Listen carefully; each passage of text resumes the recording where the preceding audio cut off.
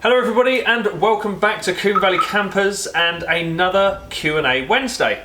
Just want to say first of all thank you to all of our Patreon supporters and our Instagram, social media followers. They have entered in the questions that we are going to be answering today.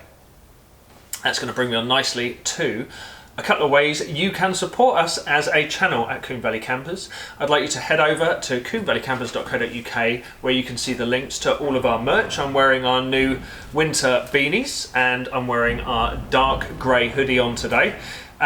You can buy lots of merch there and we've got stickers and keyrings as well. The other way you can support us is through Patreon. We've got a bunch of Patreon supporters now and they get lots of things, lots of advantages such as 10% off merchandise, they get early video releases and they get to kind of influence us in what we do. So we ask lots of questions on there and we take all of those questions very seriously and then we apply them to our channel. So if you want to be one of those people who has a bit of an influence on us as a channel, then head over to our website www.combevalleycampers.co.uk and you can become a Patreon supporter. That'll lead me straight onto the questions then, but before I start, a bit of housekeeping. There is a workshop next door who is carrying out a restoration on a car, so if you hear any grinding or welding in the background, that'll be them. So I just thought I'd put that out there before we get any distractions. So our first question today is from our Patreon supporter, Jay Cracknell. Thank you very much for your question, Jay. He says, "Hey Leigh and the team, I am planning my van conversion. I have a Nissan NV300 short wheelbase." Now, to those of you who don't know, an NV300 is very similar, if not the same, to a Vauxhall Vivaro or even the Renault version, is that right? The Renault version. And would like to know a few basic things regarding electrics. I've watched your videos on the split charge relay and what you need, but what items do you recommend for the bare and basic necessities of van conversion? I'm looking to run some USB plugs, lights and mains plugs. Many thanks, Jay. Keep up the great videos. So thank you very much, Jay. So yes, the start of any real leisure electric system then is down to your leisure battery. So you didn't mention that. That's a very good start, is to actually have a leisure battery and the split charge system that assists or that enables your leisure battery to be charged. In terms of the basic necessities for a van conversion, it's kind of whatever you need the van for, really. It's very difficult to answer that question, but in terms of dead basics, you are going to need some lighting. We would recommend some LED lighting. It comes in 100 different shapes and sizes. You can even have LED spotlights, which have got little USB points attached to them. So lights is one. USB plugs is another. You can have USB plugs that plug into a 12-volt cigar lighter, those adapters, or you can have them, as I said before, attached to lights in the base of your lights, or you can just have USB plugs in their own mounting fascia or their own bracket. You've mentioned mains plugs. That is a separate system, or potentially separate system. So a leisure system from a leisure battery is traditionally a 12-volt DC system. To have mains in your vehicle, you can do that in two ways. You can either have a 240-volt inverter that is attached to your leisure battery, and that will give you 240-volt at the inverter. Secondly, you can have 240-volt at the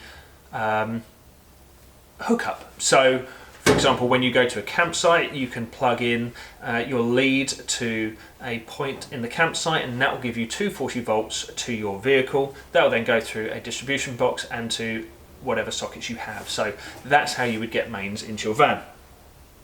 And that's about it. So yes, bare necessities, you need something to charge your phone off and you need a way of being able to see in your van. So yes, lights and some USBs is a very good place to start.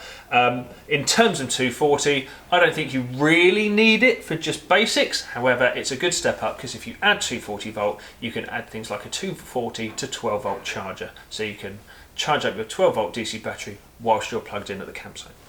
So thanks again, Jay. Second question is from Ellie Thickett. Now, Ellie is one of our long-term patrons. She asks us lots of questions. She definitely gets her money's worth from us because she asks questions all the time, and rightly so. That's what the system is for. If you're a Patreon supporter, you can ask us all the questions and we will give you the answers. Ellie says, "I'm looking to try and make some shelves for the van, but how to deal with the curvature how do you deal with the curvature in order to make them level, as the upper one will be nearer than the lower one. Now, what I'm going to take from that is, when you're putting shelves up in your house, obviously the walls are dead straight, or for the most part, your walls are dead straight. In a van, obviously the top of the van tapers in compared to the lower part of the van, so there's a curve. So you need to find the profile of the wall of your van before you can put the shelves up. There's a couple of different ways you can do that. There are methods that the boat builders of old used to use, which is where you would have a straight piece of wood and then nail reference points all the way down that piece of wood to get the profile of the van. You could even speak to a local carpenter or somebody who's experienced with wood to try and help you find the profile of a shape to cut into. But really, once you have the profile of the side of your vehicle, that makes things a lot easier in terms of fitting and finding shelves that will fit, or even making shelves that will fit. So thank you, Ellie, I hope that helps. Last question then is from Luke Gosling. It says, "Hi Leigh and the team, I'll soon be in the position in laying the flooring down. I've seen the great video you covered on this. A couple of questions. What type of screws do you use to screw the floor down directly into the metal flooring?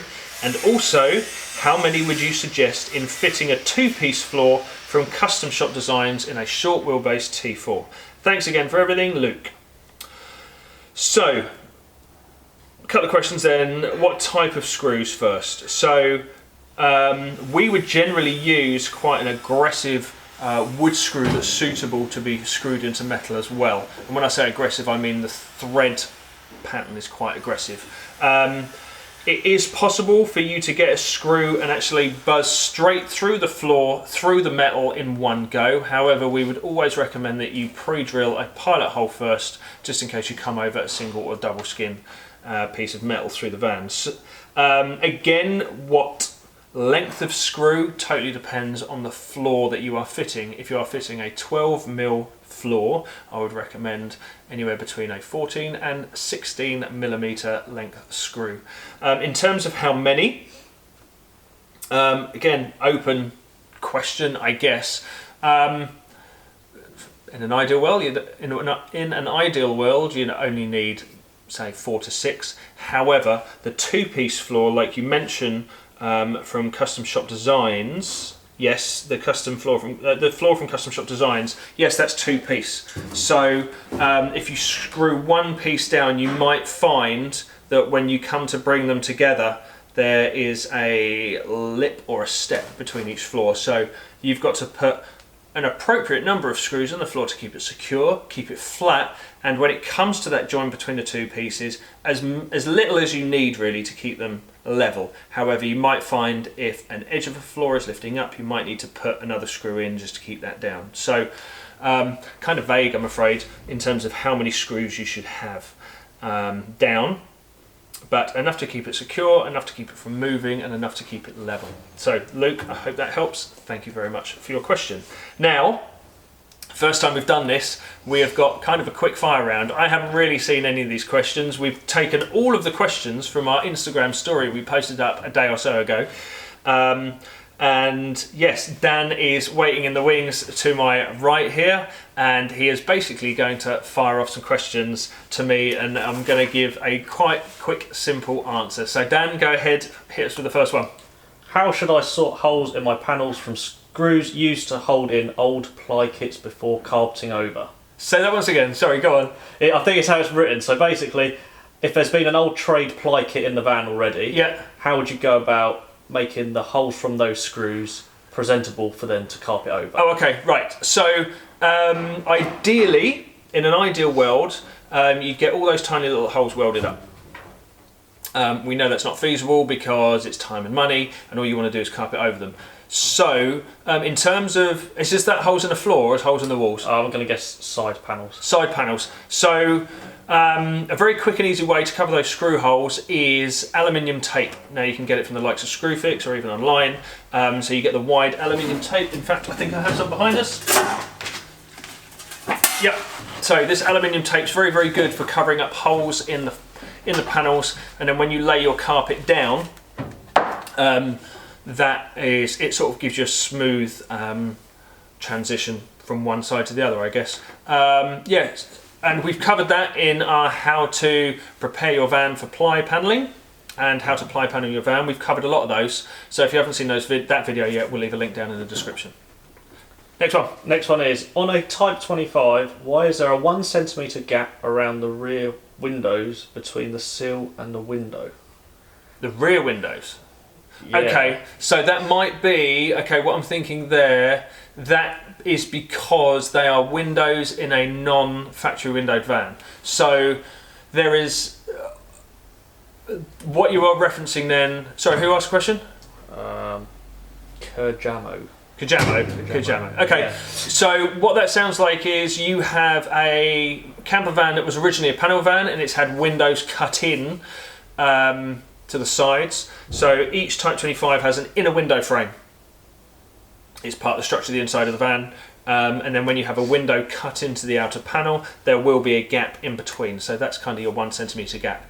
Depending on which conversion you've got, they might use a big, thick U-channel rubber trim to go round that inner frame, and that will close up the gap nicely, and it also makes a nice transition between the glass, the window rubber, and then maybe some carpeting on the inside of your van as well. So that'll be why.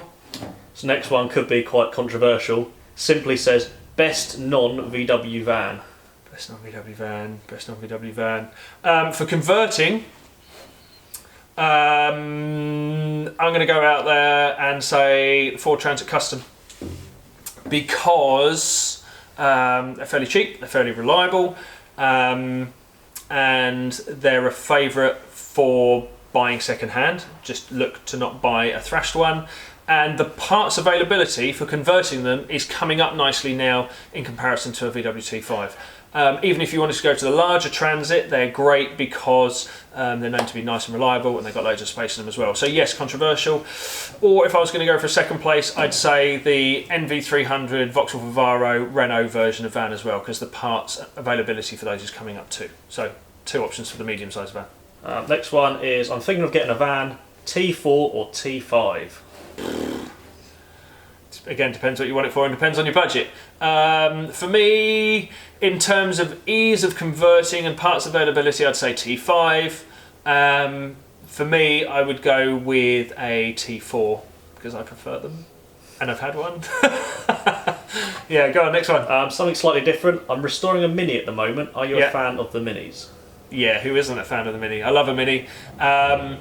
I've only driven a couple, but the couple I've driven were kind of pepped up and pretty handy. I'd love one day, actually, but I'm a fan of Mighty Car Mods on YouTube, and they've got a Honda Civic VTEC converted Mini, and that's a car I'd love to drive. So, yes, I am a fan. Next one is it better to screw a ply floor into the metal floor of the van or into batons that have been bonded to the floor? That's open to debate. Both are very effective. I have used both methods. It depends how precious you are with putting extra holes in your van, I guess, because bonding batons down in between the ridges of the floor means that you don't have to screw any more holes, which I've never really got, because people say, oh, I don't want to drill any more holes in my van, but you may have already cut holes on the side for windows, you're going to cut holes on the side for potentially plug-in points, and you've probably cut a big hole in the roof for a pop top anyway, so 24 screws in the floor is no big deal. Yeah. And finally, have you had any experience with fitting a roof rack on a fiberglass roof? Short answer, no. But there are some very clever people out there in terms of engineers. If you would like a rack on your fiberglass roof T5, I would suggest you make sure it's fixed down to the steel inner frame that's within the factory VW fiberglass roof. If it's not a factory VW fiberglass roof, I would make sure that you have huge spreader plates on the inside of the fiberglass roof just to spread that load out a little bit. Is that it? Super. All right, well, thank you very much, everybody, for all your questions. We have a video on Sunday for you. It's the second of our CVC magazine, so look forward to that. And we like your feedback, please. We always like to read your comments. We like to respond to your comments if we can. We get hundreds each week, so I apologise already if we don't get back to them all. So yeah, thanks again, and we'll see you on the next Q&A Wednesday. Thank you very much. Bye bye.